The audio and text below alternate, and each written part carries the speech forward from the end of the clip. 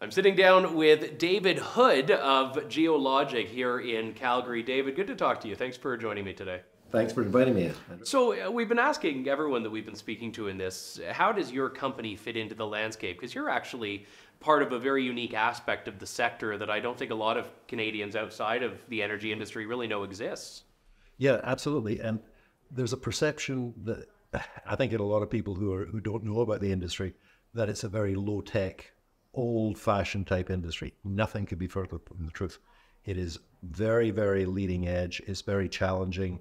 It's applying the latest technology in multiple ways. And we're just one example of that. So what we do, we grew from a data company because the industry consumes voracious amounts of data. Everything it does is driven by data. That was originally subsurface and provided the information and the tools to interpret the data and apply it right across the whole cycle of the industry. Right from exploring for oil and gas to should I buy or should I sell a company? We are just a product that is used, or products, right through the industry from the beginning in the morning to the end. And we grew from there where we were into we now have an operation in London, we have an operation in Houston, we've got a data operation in India and a software operation in Pakistan. And this is a Calgary company that was going up against a major international organization that had 85% of the market. And we had a tiny sliver of what was left. Now we've got by far the majority of the market and they have what's left. We basically just took that business away from them based on better data, better quality, better services, and frankly, an Alberta approach to doing things. So that story there is, I think, a tremendous Canadian success story, not just an Alberta story, not just an oil and gas story. It's a Canadian business that's doing such incredible things globally.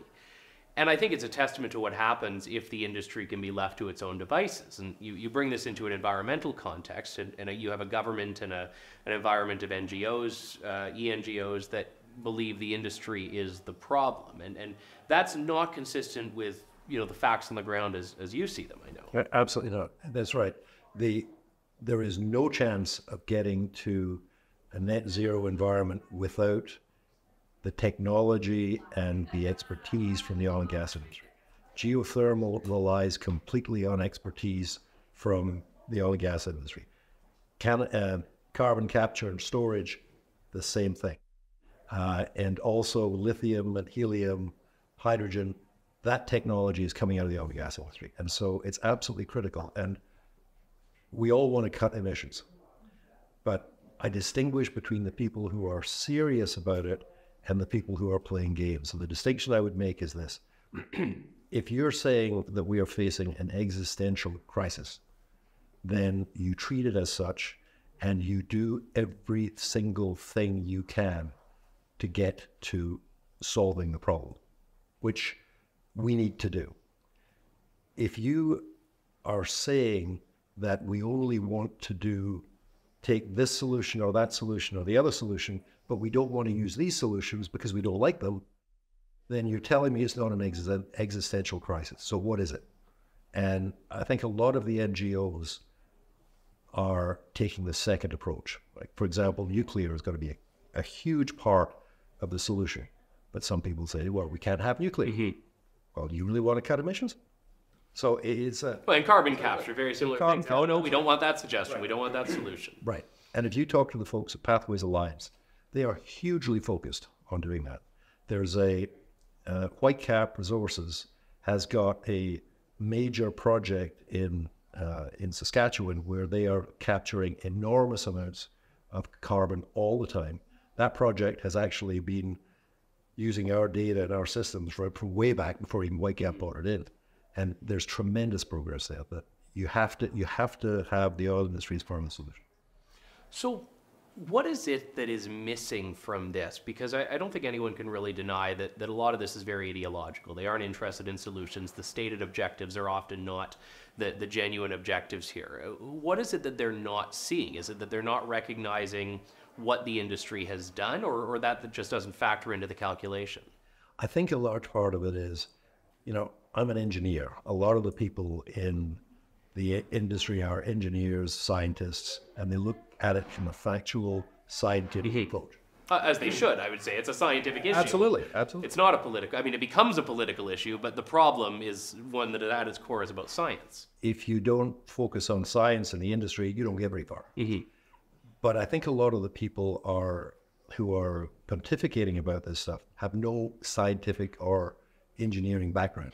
And they're listening to stuff. Let me give you an example. When I was a kid, I grew up around, there were shipyards everywhere back in Scotland where I was born. There was a time when 30% of all merchant tonnage afloat worldwide was built on the Clyde. You understood heavy engineering. You saw it all over the place.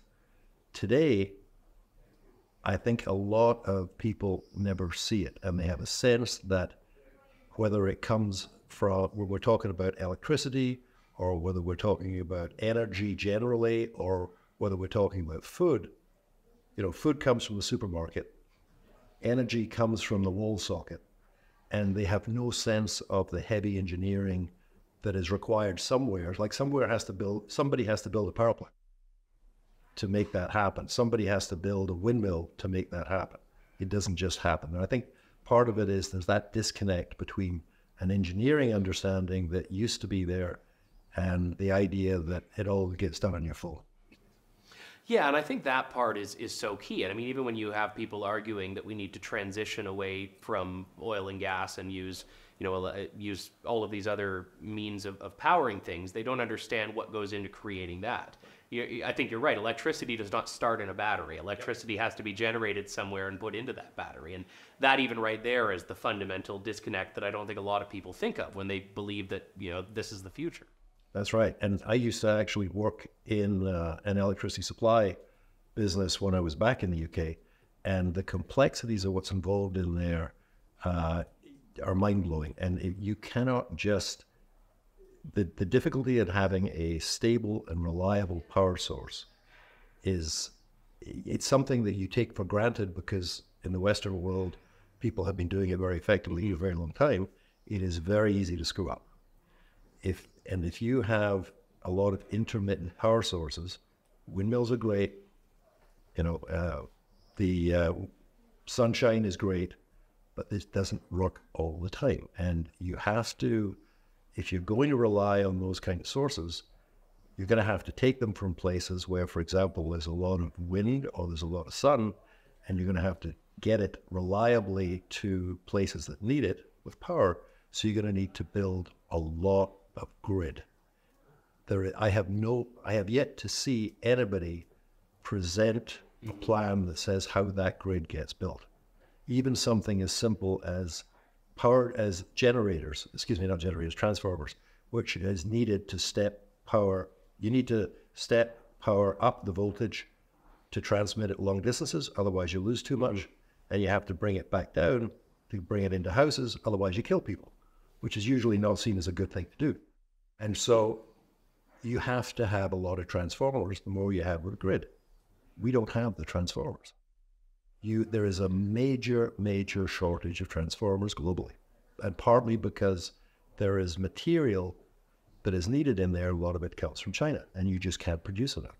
And so, I've test-driven electric cars. I love them. They're great. A lot of fun. But if you are looking at transferring the entire load across by electrifying everything and then putting in intermittent power sources, you have to have a plan to get from here to there. I have yet to see one. We were speaking earlier about geoLOGIC and this, what I characterize as a Canadian success story. And I go back to your experience here. You came to Calgary. You could have gone anywhere in the world. You could have stayed in Scotland. You chose, some years ago to come here.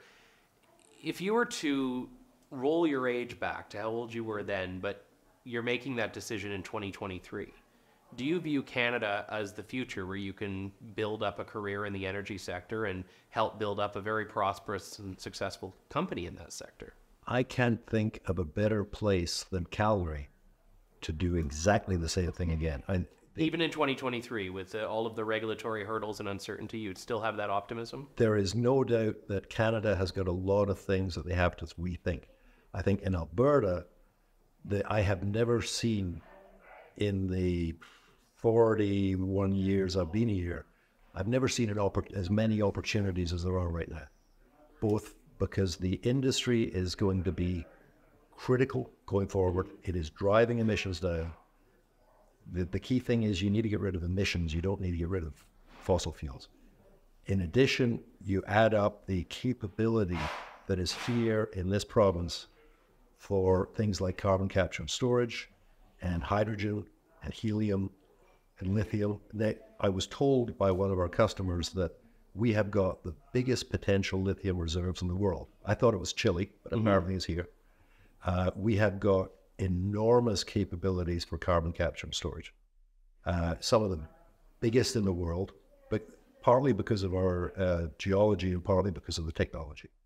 And hydrogen, that's another huge opportunity. There was a conference in Edmonton about 3 or 4 months ago.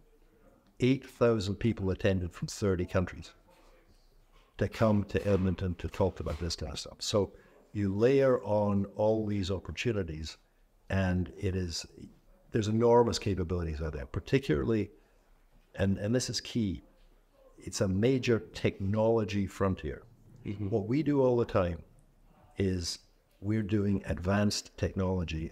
I keep saying to people, what our people do is they create value out of thin air.